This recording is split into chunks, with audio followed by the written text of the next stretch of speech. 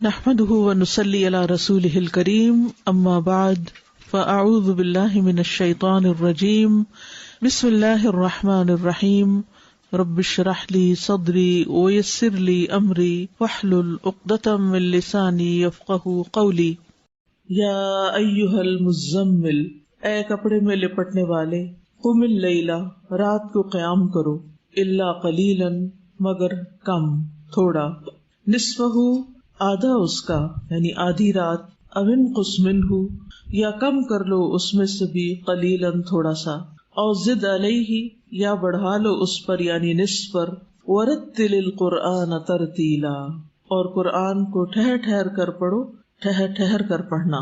یہاں قرآن مجید پڑھنے کا ادب بتایا جا رہا ہے کہ ورتل القرآن ترتیلا، کہ قرآن کو خوبصورتی کے ساتھ پڑھو، آہستہ آہستہ پڑھو، اطمینان کے ساتھ پڑھو، سمجھ کر پڑھو، قرات میں ایک ایک حرف کو واضح کر کے پڑھو، حسن ادائیگی اور ٹھہراؤ کے ساتھ ادا کرو۔ قرآن پاک پڑھنے کے کچھ آداب ہیں جن کا ذکر خود قرآن مجید کے اندر بھی موجود ہے، جن میں سے ایک تو یہی مقام ہے ترتیل سے پڑھنے کا، اور اسی طرح غور و فکر اور تدبر سے پڑھنے کا حکم بھی ہے۔ کتاب انزلناہ الیک مبارک لیدبروا آیاتہ ولیتذکر اولو الالباب، جو کتاب ہم نے آپ کی طرف نازل کی ہے بڑی برکت والی ہے تاکہ لوگ اس کی آیات میں غور و فکر کریں اور اہل عقل اس سے سبق حاصل کریں۔ اور پھر یہاں خاص طور پر ترتیل سے پڑھنے کا حکم ہے، آہستہ آہستہ پڑھنا، ٹھہر ٹھہر کے پڑھنا۔ قیامت کے دن انسان اسی طرح پڑھے گا جس طرح وہ دنیا میں پڑھتا ہے۔ رسول اللہ صلی اللہ علیہ وسلم نے فرمایا، قرآن قیامت کے دن اس آدمی کے روپ میں آئے گا جس کا رنگ اڑا ہوا ہوگا، اور اپنے ساتھی سے پوچھے گا، کیا تو مجھے پہچانتا ہے؟ پھر قرآن کہے گا، میں وہی ہوں جو تجھے راتوں کو بیدار اور دوپہروں کو پیاسا رکھتا تھا۔ اور یقیناً ہر تاجر اپنی تجارت کے پیچھے ہوتا، یعنی لوگ اپنی دنیا کے پیچھے بھاگ رہے ہوتے تھے، اور میں آج ہر تاجر کو چھوڑ کر تیرے لیے ہوں، یعنی تو نے دنیا میں مجھے وقت دیا تو آج میں تیرے لیے ہوں۔ پھر اسے دائیں ہاتھ میں بادشاہت اور بائیں ہاتھ میں ہمیشگی دی جائے گی، اس کے سر پر وقار کا تاج رکھا جائے گا، اور اس کے والدین کو 2 عمدہ پوشاکیں پہنائی جائیں گی، وہ اتنی قیمتی ہوں گی کہ دنیا و ما فیہا کی کوئی چیز ان کا مقابلہ نہیں کر سکتی۔ اس پر وہ دونوں کہیں گے، اے رب، یہ پوشاکیں ہمارے لیے کہاں سے ہیں؟ یعنی والدین کہیں گے کہ یہ ہمیں کیوں پہنائی جا رہی ہیں؟ تو کہا جائے گا، اپنے بیٹے کو قرآن سکھانے کی وجہ سے۔ اور بے شک صاحب قرآن کو قیامت کے دن کہا جائے گا کہ پڑھتا جا اور درجے چڑھتا جا، یعنی جنت کے درجے چڑھتا جا بلندیوں کی طرف، اور اسی طرح ٹھہر ٹھہر کر پڑھ۔ وَرَتِّلْ كَمَا كُنْتَ تُرَتِّلُ فِي الدُّنْيَا، جس طرح تو دنیا میں ٹھہر ٹھہر کر پڑھتا تھا، بس تیرا مقام وہ ہوگا جہاں تیری آخری آیت ہوگی۔ تو اس سے پتہ چلتا ہے کہ قرآن کو خوش الحانی کے ساتھ اور اچھی ادائیگی کے ساتھ اور ٹھہر ٹھہر کر پڑھنے سے انسان کے درجے زیادہ بلند ہوتے ہیں۔ اور اس کا یہ معنی بھی کیا گیا ہے کہ ایک ایک آیت کو وقف کر کے پڑھا جائے۔ آپ صلی اللہ علیہ وسلم ایک ایک آیت کو وقف کر کے پڑھتے تھے، جیسے الحمدللہ رب العالمین، پھر وقف کرتے، پھر الرحمن الرحیم پڑھتے، پھر وقف کرتے۔ آیات پر رک کر ان کے مطابق اللہ تعالیٰ سے سوال بھی کرنا چاہیے۔ اگر غور و فکر کی آیت ہو تو انسان کہے، ربنا ما خلقت ھذا باطلا سبحانک فقنا عذاب النار۔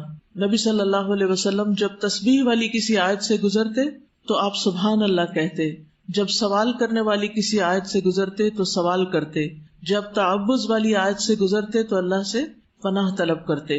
لیکن یاد رکھیے کہ قرآن کو ایسے تیز تیز نہیں پڑھنا چاہیے جیسے ہم تیز تیز باتیں کرتے ہیں یا تیز تیز کوئی شعر و شاعری کر رہے ہوں، بلکہ اس کو اس کا حق دے کے پڑھنا چاہیے۔ انا سنلقی علیک قولا ثقیلا، بے شک عنقریب ہم ڈالنے والے ہیں آپ پر بھاری بوجھ۔ قولا ثقیلا، قولا ثقیلا سے مراد عمومی طور پر قرآن لیا گیا ہے، لیکن ثقیل ہونے کے 4 معنی بیان کیے گئے ہیں۔ نمبر 1، وحی کا ثقیل ہونا، وحی کا بوجھل ہونا۔ جب آپ صلی اللہ علیہ وسلم پر وحی نازل ہوتی تو یہ آپ کے لیے بہت بھاری ہوتی تھی، آپ ہل نہیں سکتے تھے، حرکت کرنے پر قادر نہیں ہوتے تھے، یہاں تک کہ وحی آپ سے دور ہو جاتی، یعنی وحی کی کیفیت ختم ہو جاتی۔ یہ حضرت عائشہ رضی اللہ تعالی عنہا اور عروہ بن زبیر کا قول ہے۔ دوسرا معنی ہے احکام پر عمل کرنا بھاری ہے، یعنی اس کے فرائض، اس کے احکام، اس کے حلال اور اس کے حرام پر عمل کرنا بھی ایک بھاری کام ہے. جیسے نماز ادا کرنا، وَإِنَّهَا لَكَبِيرَةٌ إِلَّا عَلَى الْخَاشِعِينَ. اسی طرح حج کرنا، عمرہ کرنا، روزے رکھنا، یہ سارے مشکل کام ہیں، نفس پر بھاری ہیں انسان کے. تو مراد اس سے کہ ہم آپ پر بھاری کلام یعنی ایسے احکام نازل کرنے والے ہیں کہ جن پر عمل کرنا بھاری ہے. نمبر 3، ابن زبیر کا قول ہے کہ قیامت کے دن میزان میں بھاری ہوگا. یعنی قرآن مجید پڑھنے کا جو ثواب ہے، جو اجر ہے، جو فائدہ ہے کہ ایک ایک حرف پر 10 نیکیاں ہیں، تو انسان تھوڑا سا بھی پڑھ لے تو بہت سا اجر اکٹھا ہو جاتا ہے. یعنی کم وقت میں بڑی کمائی ہے یہ. تو اس لیے قرآن کی تلاوت اور قرآن کے سمجھنے اور اس کے ساتھ وقت گزارنے سے کیا فائدہ ہوگا کہ قیامت کے دن اعمال نامہ بھاری ہو جائے گا. اور چوتھا معنی معزز ہے، ثقیل بمعنی کریم.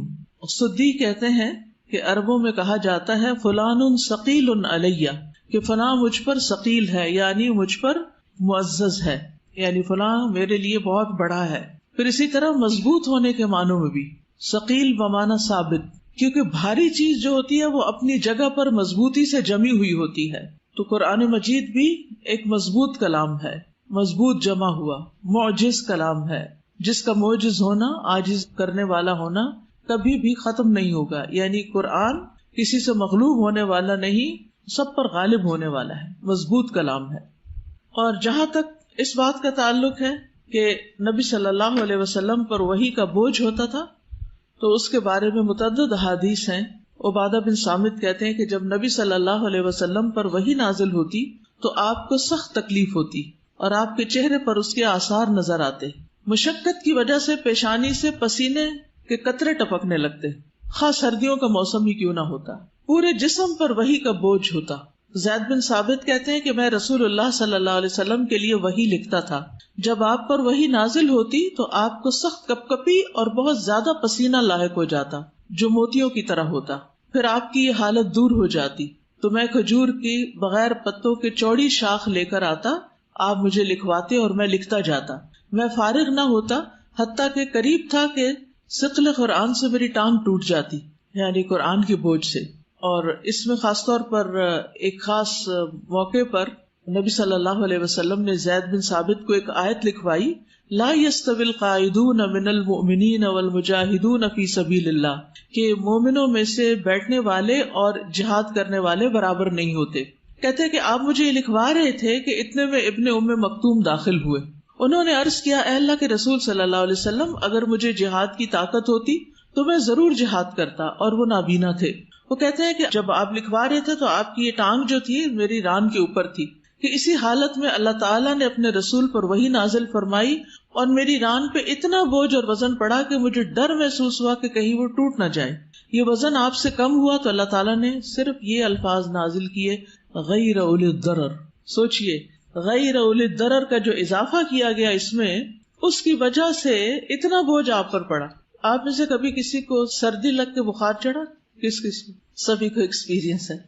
آپ نے دیکھا ہوگا کہ اس وقت کپ کپی جب طاری ہوتی ہے، یعنی کہ وہ جو شیورنگ ہوتی ہے، وہ شیورنگ آپ کے جسم کو توڑ دیتی، کمر توڑ بخار ہوتا ہے، وہ اتنا شدید ہوتا ہے اور ایسا لگتا ہے جیسے آپ پر کوئی وزن پڑ رہا ہو. یہ تو کچھ بھی نہیں اس کے مقابلے میں جو وحی کی کپ کپی اور وحی کی پھر اس شدت کی وجہ سے آپ کا پسینہ نکلنا اور پھر اس کا بوجھ پڑنا آپ پر. اور اگر اس وقت کسی اور کے اوپر وہ آپ کا جسم کا کچھ حصہ ہوتا تو وہ دوسرا شخص بھی اس بوجھ تلے دب جاتا. جیسے اونٹنی کے اوپر ایک دفعہ آپ تھے اور وہی نازل ہونا شروع ہوئی تو اونٹنی بیٹھنے لگ گئی، یعنی کھڑے کھڑے اس کی ٹانگیں نیچے مڑنے توڑنے لگ گئی اور جیسے وہ زمین کے ساتھ لگنے لگی. اتنا بوجھ تھا اس اونٹنی پر، چرچرانے لگی. یعنی وہ جانور جس پر آپ سوار ہوتے اور وہی آتی تو وہ گردن زمین پہ ڈال دیتا. اسماء بنت یزید کہتی ہے کہ جس وقت آپ پر سورۃ المائدہ نازل ہوئی تو رسول اللہ صلی اللہ علیہ وسلم کی اونٹنی عزبہ کی لگام میں نے پکڑی ہوئی تھی، حضرت اسماء بنت یزید نے، اور وہی کے بوجھ سے ایسے محسوس ہو رہا تھا کہ اونٹنی کا بازو ٹوٹ جائے گا.